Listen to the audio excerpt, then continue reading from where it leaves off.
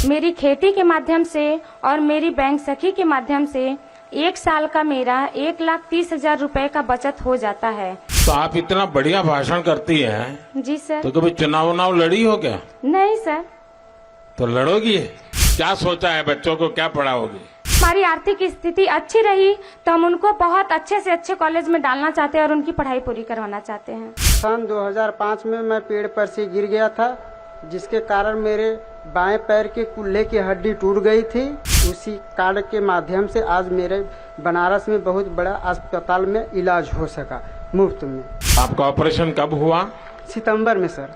अभी हुआ? हाँ। तो इतने सालों तक आप परेशान रहे, तो आगे क्या करोगे छन्नूलाल? ठीक होंगे तो फिर सोचेंगे ना। सोचना तो शुरू करो। अरे पहले ठीक तो हो जाएं। अरे चोट तो पैर को आई है, दिमाग को थोड़ी आई है। उपस्थित माननीय प्रधानमंत्री जी को मेरा सादर प्रणाम और हमारे ब्लॉक सेवापुरी में आपका हार्दिक अभिनंदन एवं स्वागत है। सर, मेरा नाम चंदा देवी, गांव का नाम रामपुर, पोस्ट बरकी, ब्लॉक सेवापुरी, जिला वाराणसी है। मेरे समूह का नाम राधा महिला स्वयं सहायता समूह है, जिसमें मैं अध्यक्ष हूँ। मेरे ग्राम संगठन का नाम महादेव महिला ग्राम संगठन है, जिसमें मैं इसी सदस्य हूँ। मेरे परिवार में कुल 5 सदस्य हैं। समूह से जुड़ने से पहले मेरी आर्थिक स्थिति अच्छी नहीं थी, इसलिए हमारे बच्चों का रहन सहन, उनका खान पान, उनकी शिक्षा व्यवस्था देखने में मुझे काफी कठिनाइयों का सामना करना पड़ा। एक दिन कुछ दीदियां हमारे पास आई, उन्होंने हमें समूह के बारे में बताया और हमें समझाया कि समूह के माध्यम से हम जुड़कर कैसे अपने आर्थिक रोजगार को बढ़ा सकते हैं और अपनी आर्थिक स्थिति को सुधार सकते हैं। फिर हम समूह में जुड़े। इस प्रकार जब हमारे समूह में 15,000 रुपए आरएफ की राशि आई तो उसे हमने लेकर खेती की शुरुआत की।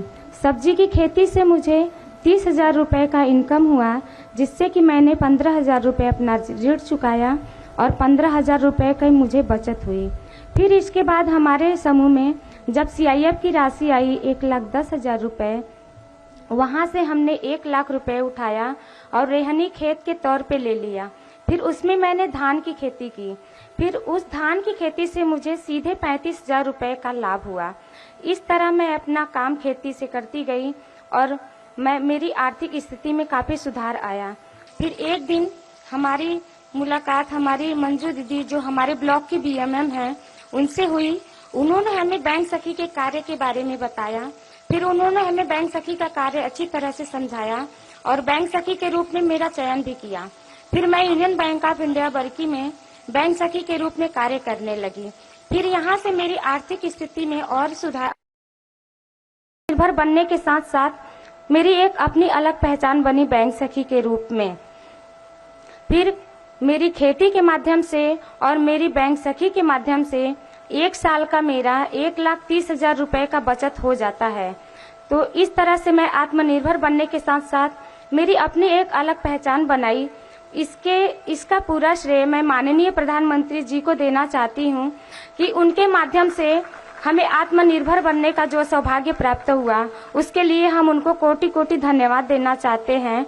और मैं उनसे आगे ऐसे ही अनुरोध करना चाहूंगी कि वो महिला सशक्तिकरण के लिए और भी कई सारी योजनाएं लेकर आएं, जिनसे कि हमारे क्षेत्र की महिलाएं इनसे जुड़कर लाभान्वित होकर आत्मनिर्भर बनने का प्रयास करें। धन्यवाद। जय हिंद, जय भारत। चंदा देवी जी, आपकी पढ़ाई क्या हुई है? Sir, inter pass. तो आप इतना बढ़िया भाषण करती हैं। जी सर। तो कभी चुनाव लड़ी हो क्या? नहीं सर। तो लड़ोगी? नहीं सर, ये सर आपसे हम इंस्पायर होते हैं सर। आप जो प्रयास करते हैं सर, हम उनसे अपना कदम मिलाकर चलते हैं। इस वजह से जो हम आज हासिल कर पाए हैं सर, ये हमारा सौभाग्य है कि हम आपके सामने उपस्थित हैं सर और आपके सामने 2 बातें बोल रहे हैं सर। ये हमारे लिए बहुत बड़ी गर्व की बात है। अरे सब महिलाएं तालियां बजाएगी। अच्छा चंदा देवी जी, बच्चे क्या पढ़ते हैं? सर, अभी मेरी बिटिया कक्षा 7वीं में है सर और हमारा बेटा अभी कक्षा 3 में है सर। क्या सोचा है, बच्चों को क्या पढ़ाओगी? सर, अगर हमारी आर्थिक स्थिति अच्छी रही तो हम उनको बहुत अच्छे से अच्छे कॉलेज में डालना चाहते हैं और उनकी पढ़ाई पूरी करवाना चाहते हैं। और अभी अच्छा पढ़ते हैं कि ऐसे ही नहीं सर, पढ़ते हैं सर। वरना माँ सखी मंडल चलाती हैं, वो सेल्फ हेल्प ग्रुप में काम कर रही है, वो बैंक सखी बन गई है। सब कुछ देखते हुए करते हैं सर। अपने बच्चों का भी ध्यान रखते हैं, अपने परिवार का भी ध्यान रखते हैं सर, अपनी मम्मी जी का भी साथ रखते हैं, ध्यान रखते हैं, और साथ साथ अपनी सर गांव की महिलाओं का भी ध्यान रखते हुए हमारा जो कर्तव्य है हम उसको पूरा करते हैं सर। अच्छा, आप लखपति दीदी बन गई। जी सर। अब मेरा सपना है, जी सर। और मैं यहाँ जो बहनें बैठी हैं उनको भी बताना चाहता हूँ, जी सर। मेरा संकल्प है कि मैं देश में, गांवों में, जी सर। आप जैसे परिवार की जो माताएं बहनें हैं, इस देश में 2 करोड़ जी सर। 2 करोड़ माताओं बहनों को मुझे लखपति बनाना है। तो आपकी बात जब सुनेंगे ना, तो लोगों को विश्वास हो जाएगा कि हाँ, लखपति दीदी बन सकते हैं। सर, ये कहने की बात नहीं है, हम लोग बोल नहीं पाते हैं। हमारी तरह बहुत सारी दीदियां हैं सर जो समूह के माध्यम से जुड़कर आत्मनिर्भर बनी है और लखपति दीदी बनी है सर। यहाँ बोलने को हर किसी को मौका नहीं मिलता सर, ये हमारा कितनी बहनें हैं जो लखपति दीदी बनी होगी यहाँ? सर, हमारे गांव में कम से कम हर समूह से 2-4 महिलाएं तो बनी गई हैं। 2-3 महिलाएं बन गई? जी सर। अच्छा, आपके समूह को मैं एक काम बताता हूँ, कर सकते हैं क्या? बताइए सर, प्रयास करेंगे पूरी तरह। देखिए, हमारे देश में जी सर आजकल शादी ब्याह होते हैं, जी सर, तो वो खड़े खड़े खाने का रिवाज शुरू हो गया अब। जी सर। तो लोगों को लगता है कि दोबारा मिलेगा ना, इसलिए थाली भर देते हैं। जी सर। और फिर आधा छोड़ देते हैं, तो खाना बर्बाद हो जाता जी है। सर। किसी के घर में जन्मदिन है तो भी खाना बर्बाद हो जाता है। अगर आपके सेल्फ हेल्प ग्रुप की बहनें, जी सर। उनको परोसना कैसे, उसकी ट्रेनिंग हो जाए, जी सर। उनके अच्छे कपड़े हो जाएं, फिर वो हाथ में मोजे वोजे पहन करके, दस्तक पहन करके परोसने के लिए जाएं ऐसे लोगों में, जी सर। तो खाना तो बचेगा ही बचेगा। जी सर।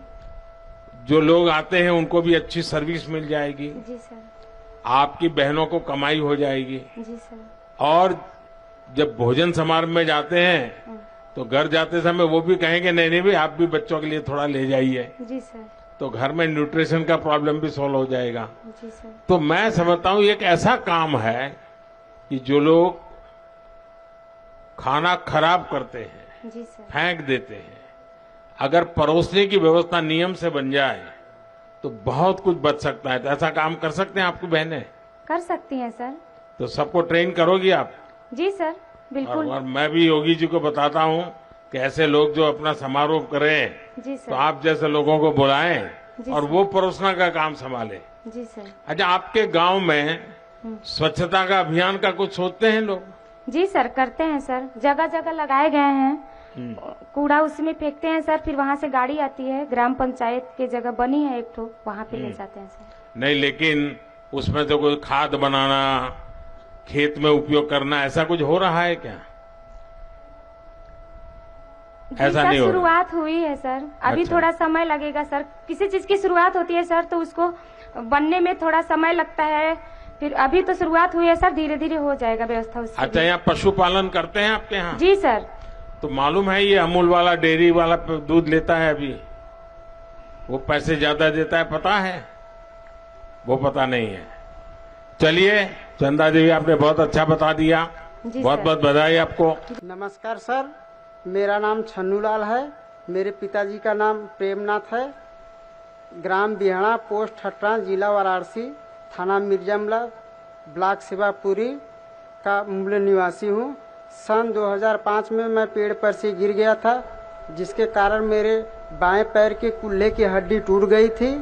उसके लिए मैं बहुत परेशान था, बहुत काफी दिन से दुखी था, परेशान था। मेरे पास पैसा नहीं था। प्राइवेट हॉस्पिटलों में उसकी कीमत 1.5 से 2 लाख रुपए मांग रहे थे, उतना मेरे पास बजट नहीं था। फिर गांव में मेरी आशा दीदी से मुलाकात हुई, उन्होंने मेरा आयुष्मान गोल्डन कार्ड बनवा दिया। उसी कार्ड के माध्यम से आज मेरे बनारस में बहुत बड़ा अस्पताल में इलाज हो सका मुफ्त में। और मैं प्रधानमंत्री जी को कोटि कोटि नमन करता हूं, और मैं पूरे देशवासियों से अनुरोध करता हूं कि जिनका आयुष्मान कार्ड न बना हो वो भी अपना आयुष्मान कार्ड बनवा ले तथा उसका लाभ उठाए। तो आपका ऑपरेशन कब हुआ? सितंबर में सर। अभी हुआ? हाँ। तो इतने सालों तक आप परेशान रहे? हाँ सर, सन 2005 में मेरी बचपना थी ना सर, बाली उम्र तो थी। फिर चलना फिरना हो सकता था? हाँ, चलना फिरना चलते फिरते थे, लेकिन बैठ नहीं पाते थे, पालथी मार के मुकरू मार के ऐसे चलता था। अभी ठीक हो गया? अभी नहीं, अभी तो पूरा दवा चल रहा है ना, अभी तो 3 ही महीना हुआ, 3 महीना 10 रोज। हाँ, और आपको विश्वास है कि ठीक हो जाएगा? हाँ, तो अभी तो मेडिसिन चल रहा है ना सर। तो डॉक्टर ने जो बताया एक्सरसाइज करने के लिए अभी एक्सरसाइज के लिए नहीं बोले हैं डॉक्टर। नहीं बोले हैं? बोले कि अभी 2 महीने तक दवाई खाओ, अभी सर्दी में पेन होगा, दर्द होगा। हाँ। 2 महीने तक दवाई खाओ, इसके बाद एक्सरसाइज बताएंगे। तो आपको कोई खर्चा हुआ क्या? नहीं, निःशुल्क कोई? होगा सर। और अभी दवाई कहाँ से लेते हो? दवाई तो लेते हैं हॉस्पिटल से। नहीं, जन औषधि केंद्र से दवाई बहुत सस्ते में मिलती है, पता है? नहीं, वहाँ से मैं नहीं लेता हूँ। हाँ, तो जन औषधि केंद्र में 100 रुपये की दवाई 20 रुपये में मिल जाती है। सबको बताना चाहिए। तो गरीब का, परिवार का अगर 100 रुपये की दवा लानी है तो 80 रुपया बच जाता है। ठीक है सर, तो कोशिश ये करूंगा सबको समझाइए। बताने की। आपके गांव में आपने और लोगों के आयुष्मान कार्ड बनवाए क्या? हाँ सर, बनवाया हूँ, 10-15 लोगों को बनवाया हूँ, और लोगों को बनवाने के लिए मैं बोल रहा हूँ कि जल्द से जल्द अपना बनवा ले, ताकि उसका लाभ जरूरत पड़े पे उठा ले। और किसी को अभी मदद पहुंची हो, ऐसा कोई और साथी जिसको जानते हो आप? नहीं, अभी तो उसका लाभ उठाने वाला भी कोई नहीं है। अच्छा। प्रेजेंट टाइम में। तो अभी आयुष्मान कार्ड आपने ट्रीटमेंट करवाया? हाँ सर। तो डॉक्टरों का ऐसा तो नहीं था, नहीं ये मोदी जी का आदमी है, चलो जाओ होता है जल्दी जल्दी वैसे ही करके फेंक दो, ऐसा तो नहीं किया ना? नहीं सर, उन्होंने मुझे 2 सितंबर को एडमिट किया, 4 तारीख को मेरा अप्रूवल आया, फिर उसके बाद रात में 4 तारीख को ही कैंसिल हो गया अप्रूवल मेरा। उन्होंने रोक लिया, बोले कि मैं कोशिश कर रहा हूँ, दोबारा अप्रूवल आएगा तब मैं ऑपरेशन करूंगा, क्योंकि ये सरकारी काम है, जब तक अप्रूवल आएगा नहीं तब तक मैं हाथ नहीं लगाऊंगा। फिर 6 तारीख को अप्रूवल आया, तो उन्होंने मेरा 8 तारीख को ऑपरेशन किया। और आपके परिवार को विश्वास हो गया कि मुफ्त में होगा, लेकिन फिर भी अच्छा होगा, टांग काट नहीं लेंगे, ऐसा तो हुआ ना? हाँ सर, विश्वास हो गया है। हाँ। तो आपको संतोष है? हाँ, मुझे संतोष है, तभी ना मैं इतना दूर चल के आया हूँ। तो आगे क्या करोगे छन्नूलाल? आगे तो अभी अब ठीक हो जाएंगे, अभी तो 8 महीने से घर पर ही है ना सर, अभी तो दवा ही खा रहे हैं। जब ठीक होंगे तो फिर सोचेंगे ना। सोचना तो शुरू करो। अरे पहले ठीक तो हो जाएं। अरे चोट तो पैर को आई है, दिमाग को थोड़ी आई है। अरे सर, मैं अपने घर पे, आप जहाँ पे बैठे हैं उतना दूर भी चल नहीं पाता। हाँ। दिन भर सोया रहता हूँ। हाँ। चेयर पे बैठा रहता हूँ। ये तो आपके सभा में आने का मुझे चांस मिला, मौका मिला, तब मैं इतना कोशिश करके आ सका।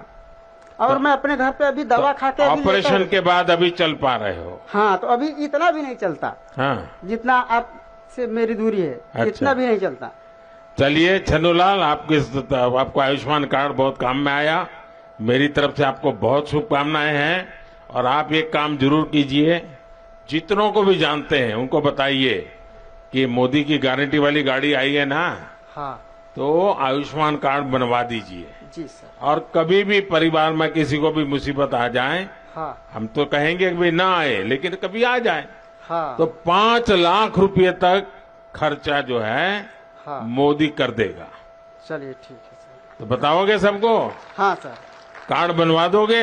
हाँ, मैं बोलूंगा सबको कि आप लोग अपना अपना कार्ड बनवा लीजिए। अरे मदद भी कीजिए ना। मदद भी कर देंगे सर। चलिए, बहुत बढ़िया। मदद भी कर देंगे। बहुत बढ़िया। Thank you sir.